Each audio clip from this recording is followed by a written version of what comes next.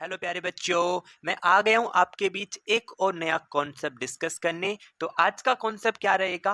वर्ग के परिमाप का सूत्र अपन जानेंगे और वर्ग के परिमाप पे आधारित जितने भी इम्पोर्टेंट पर्सन बन सकते हैं उन सबको अपन डिस्कस करेंगे। तो आज के इस वीडियो को आप एंड तक देख लोगे तो आपको वर्ग का परिमाप निकालने से संबंधित जो पर्सन बनते हैं उनमें कोई डाउट नहीं बचेगा। तो मैं स्टार्ट करूंगा टाइप 1 से। तो हम सबसे पहले क्वेश्चन को रीड करते हैं। क्या दे रखा है? क्वेश्चन नंबर 1, वर्ग का परिमाप ज्ञात कीजिए जिसका प्रत्येक भुजा का माप 3.6 सेंटीमीटर है।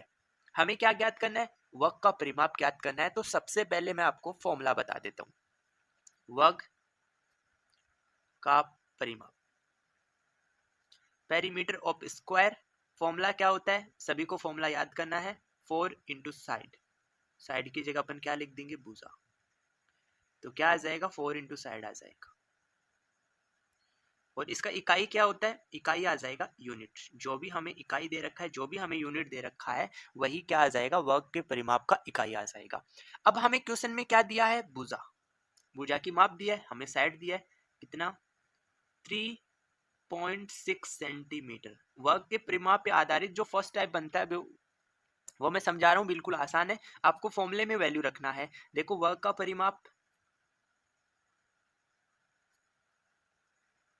इक्वल टू, फॉर्मूला क्या था? 4 इंटू साइड। साइड का वैल्यू कितना है? 3.6 सेंटीमीटर। तो हम 3.6 को 4 से मल्टीप्लाई करेंगे तो 4 का टेबल बोलोगे 6 टाइम 24, 4 फिर 0.2 बचेगा। 4 3 जा 12 और 4 कितना? 4 3 जा 12 प्लस 2 कितना आ जाएगा? 14। तो 14.4 सेंटीमीटर इस साइड जिसका 3.6 सेंटीमीटर है उसका हमें क्या मिल जाएगा? उस वर्ग का हमें क्या मिल जाएगा? परिमाप मिल जाएगा। तो आई होप सभी बच्चों को समझ में आ गया होगा टाइप नंबर 1 कि अगर हमें ऐसा क्वेश्चन मिले तो आपको डायरेक्ट फॉर्मूला लगाना है और वैल्यू रखना है और उसको सिंपल कर लोगे तो आंसर मिल जाएगा। अब अपन डिस्कस करेंगे टाइप नंबर 2।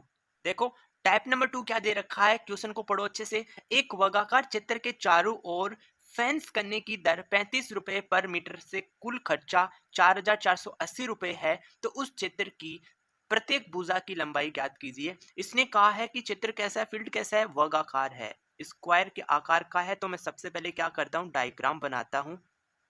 ये हमारे पास क्या है? स्क्वायर। इसका ये क्या होता है? साइड। क्योंकि स्क्वायर के अंदर सभी भुजाएं क्या होती हैं? इक्वल होती हैं। तो इसको हम क्या कह देंगे? भुजा। साइड भी इसी को कहा जाता है इंग्लिश के अंदर। ओके। तो जितना इसका मान होगा उतना ही इसका माप होगा, उतना ही इसका माप होगा, उतना ही इसका माप होगा। यानी चारों भुजाएं क्या होती हैं? इक्वल होती हैं। इतना सभी बच्चों को समझ में आ गया। अब हम क्वेश्चन को समझते हैं। क्वेश्चन में कहा गया है कि अगर हम 1 मीटर लंबाई को फेंस करवाए तो उसका कितना रुपया खर्चा आएगा? 35 रुपया खर्चा आएगा। कितना खर्चा आएगा? 35 रुपया खर्चा आएगा। और कुल खर्चा भी हमें दे रखा है। कुल खर्चा कितना दे रखा है?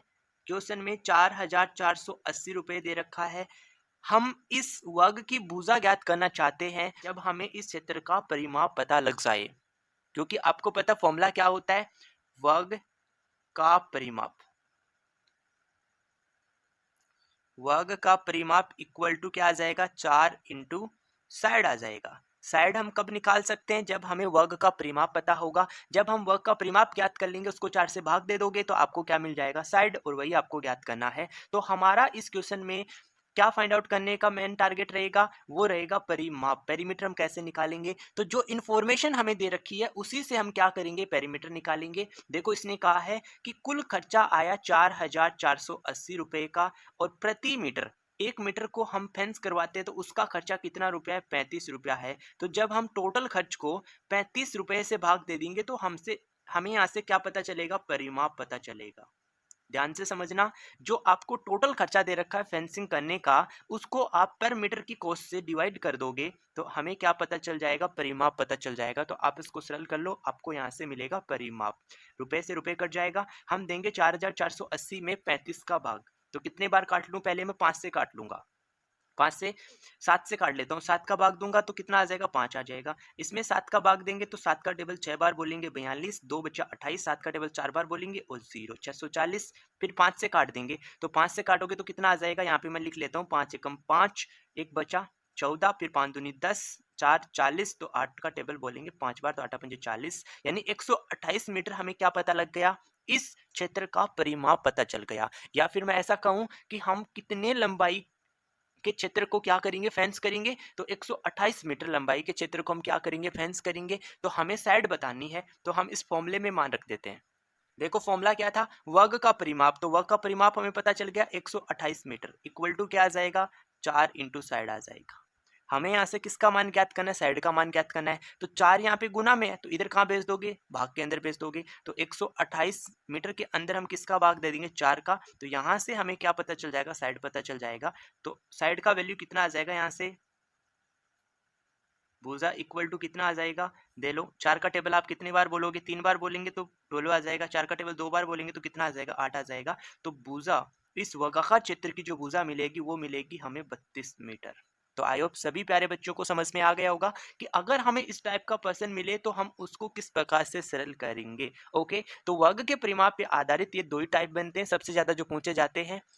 तो सभी को समझ में आ गया। नेक्स्ट वीडियो के अंदर अपन समझेंगे कि वर्ग के क्षेत्रफल पे आधारित जितने भी टाइप बनेंगे उनको हम समझने वाले हैं नेक्स्ट वीडियो के अंदर। Okay, thank you for watching video.